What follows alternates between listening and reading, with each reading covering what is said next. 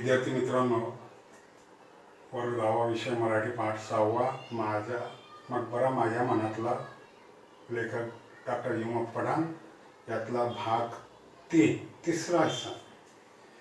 बच्चों, छोटे सबक का तीसरा पैराग्राफ, पेज नंबर 15, जो दूसरा पैराग्राफ आपने देखे, क्या मकबरा और मुसन्निफ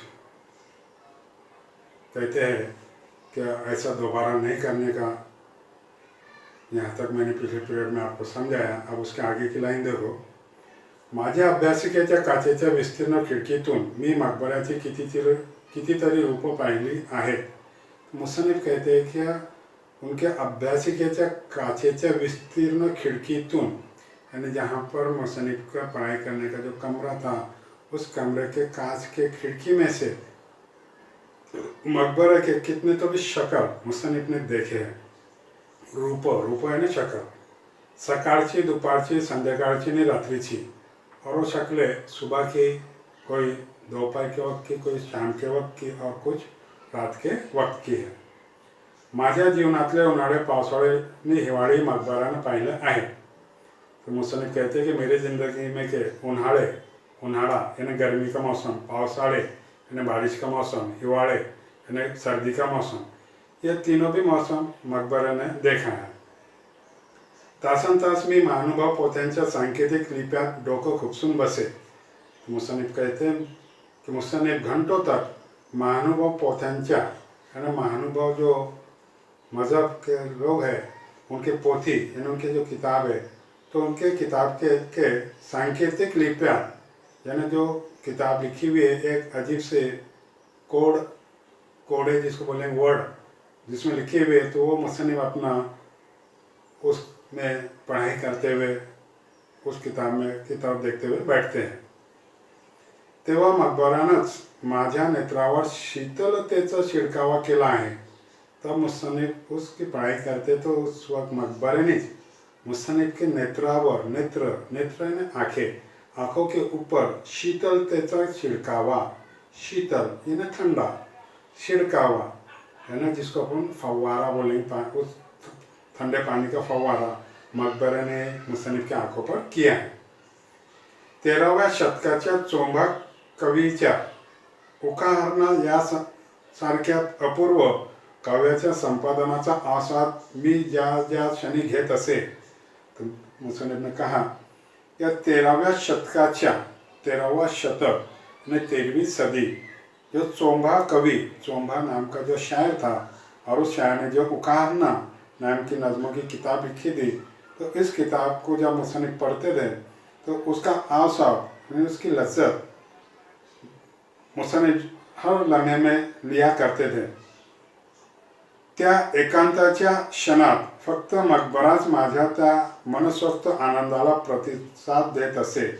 और उस वक्त एकांताच्या क्षणात जब मुसन्निफ ये किताब एकांताच्या क्षणात, एकांत यानी खामोशी, यहाँ पर कोई नहीं, खामोशी बैठे हुए आप जब पढ़ाई कर रहे हैं, तो उस लम्हे में मकबरा ही जो है मुसन्निफ का मनसोक्त आनंदाला प्रतिसाद देत असे, यानी मकबरा मुसन्निफ के दिल को खुशी देता था।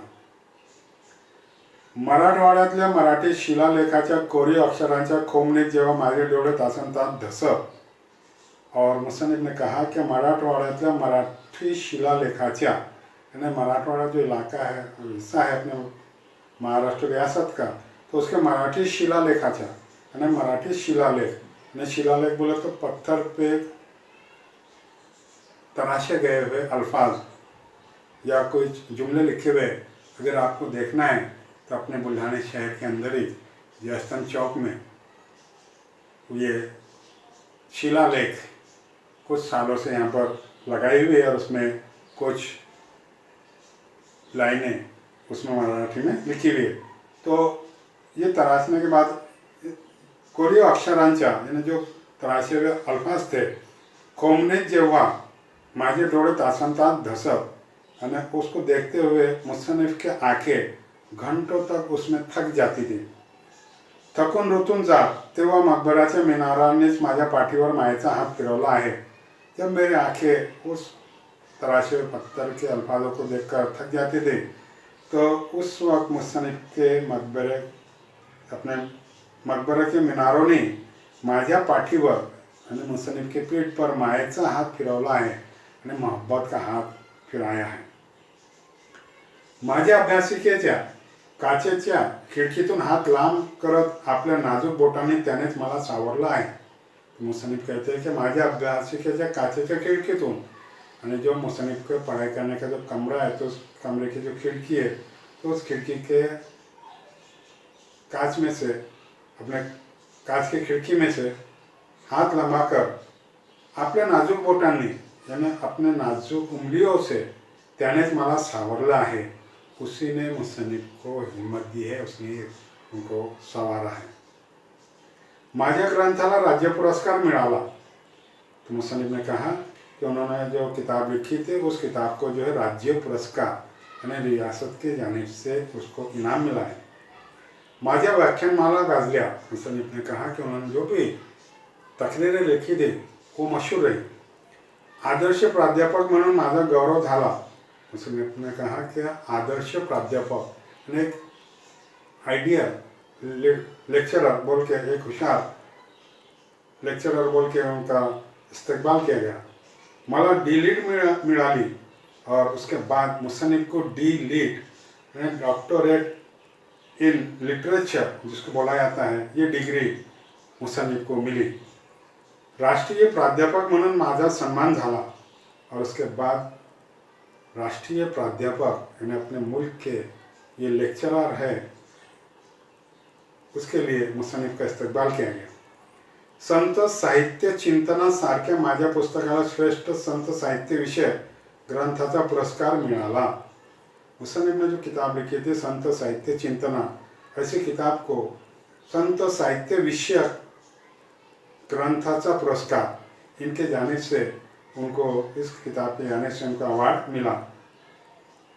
मला परदेशाची निमंत्रण आली.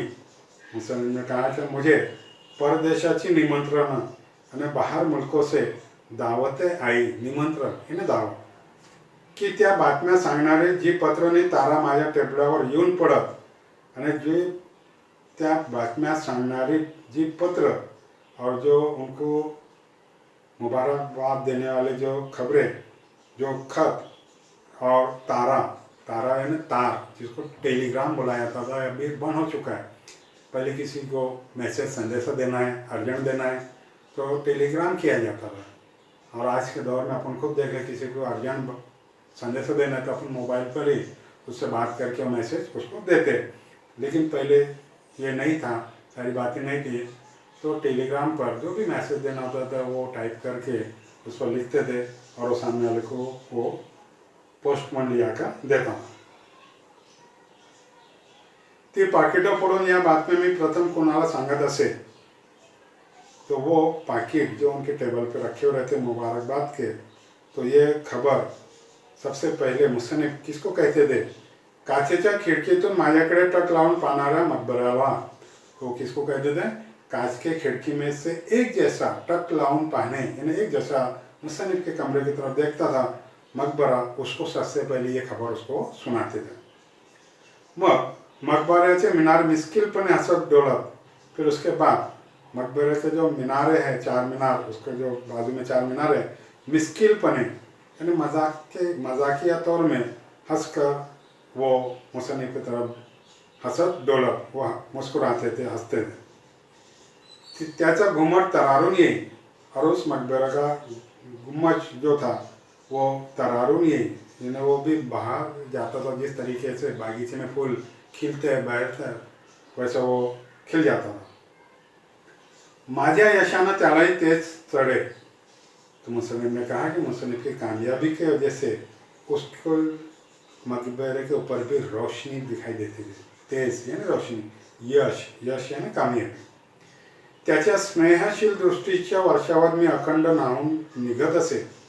और मुसन्निफ ने कहा कि उस मकबरे के स्नेहशील यानी दोस्ती के नज़रिए में वर्षावत यानी उसके बारिश में, उसकी नज़र के बारिश में मुसन्निफ अखंड न्हाऊन निगत यानी मुसन्निफ उसके नज़र में वो नहा लेते थे.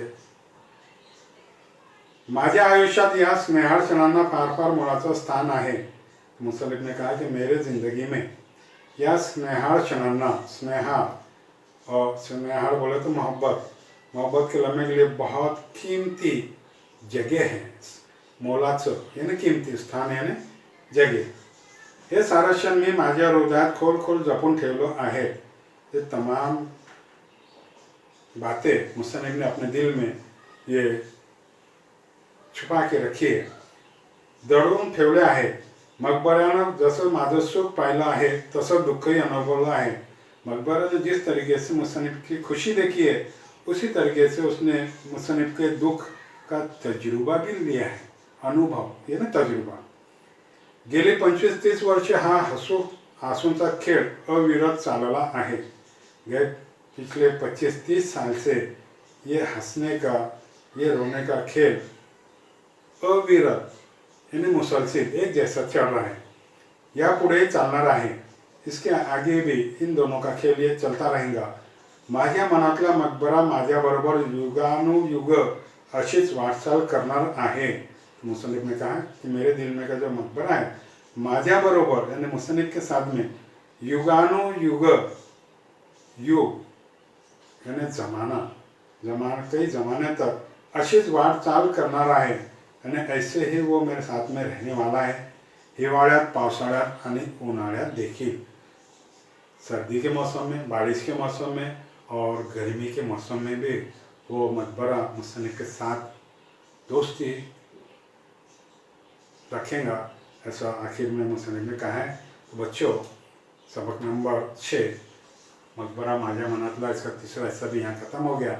इसके अगले पीरियड में जो उस किताब में दिए हुए जो सवालात हैं उस सवालात के जवाब मैं आपको बोर्ड पर लिखा कर दूंगा, वो आपको आपके नोटबुक में लिखना है। और उसके बाद जो अपने 3 पैराग्राफ देखे, इन 3 पैराग्राफ के मुताबिक जैसे एग्जाम में पूछे जाते हैं आपको पैराग्राफ के ऊपर सवाल, उस टाइप से कृति जिसको मराठी में बुलाता है एक्टिविटी, उस टाइप से अपन सवाल के जवाब लिखेंगे।